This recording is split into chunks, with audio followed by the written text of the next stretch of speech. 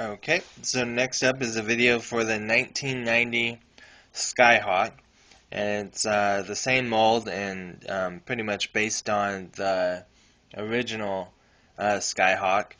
The differences with it that I can tell is basically just the paint. Other than that, it's pretty much exactly the same. It's kind of interesting though that, in my opinion, this one is called the Skyhawk, and then the mold that is based on is also the Skyhawk.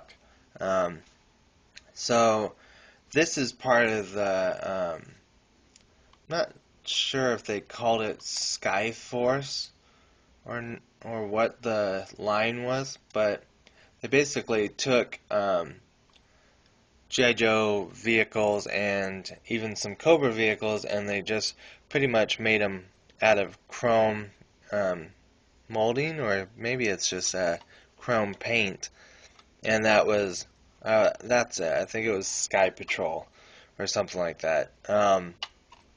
So, normally that you would take Cobra vehicles and you would make them all um, painted a different paint scheme, and then they would become G.I. Joe vehicles. It's kind of interesting with the Sky Patrol because they used both Cobra and G.I. Joe vehicles and just repainted them with the chrome or molded them in chrome like plastic. This one is rather dirty because, again, this is probably something I won in a lot. So there's lots of sticker residue. They're not really put on that well. But I basically just wanted to do this one because it's in my collection, but if I get a new one, this one will totally go bye-bye. Um, so it's got some landing gear here, or skids, and you could put a figure on there. You've got the pivoting um, engines here because it's a Volt vehicle, so it would take off like that, and then once it got in the air, these would come down. Um, it's got a canopy that opens. It's totally um, not really enclosed with any plastic or anything, and I think it never really was. It was just that way. Um, it's got pretty good, and again, you can see why this one will go bye-bye when if I can get a new one. But a good seat.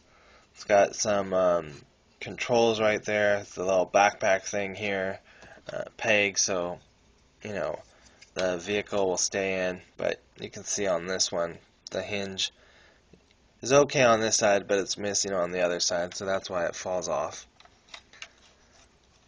And then, kind of wondering why I even kept this one though, because it is in such bad shape. But then it's got these twin laser guns underneath that kind of go back and forth a little bit, or side to side, I mean.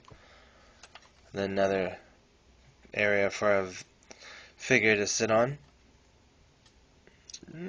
Alright detail, I mean, I don't know really what more you could expect from it because it is, as far as we know, even though it says it's based on military, um, prototype and everything, which I guess quite a bit of them actually were, um, or they got okay to show the vehicles that the U.S. Army wanted to have working, but of course because of whatever technology, they didn't have them where they could actually make them work.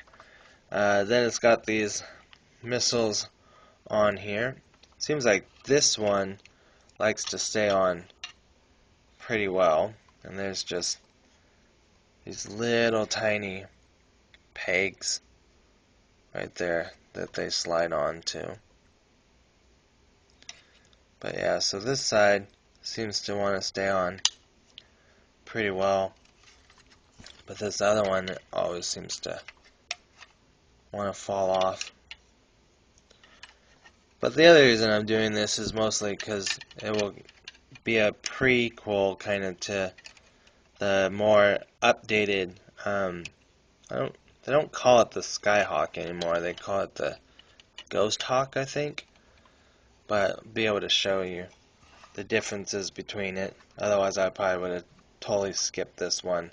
And then I also know that there's plans for Pursuit of Cobra. They're going to come out with another version of the Ghost Hawk. I'm not sure if they're going to call it the Ghost Hawk or the Skyhawk or totally give it a different name, but pretty much it will just be another use of this type of shape, because the newer vehicles aren't using the old molds. As far as I know, they're using more detailed and maybe larger vehicles too, but we'll get into that on a future video. So anyway, there's a video for the 1990 Skyhawk that again I believe was part of the Sky Patrol line.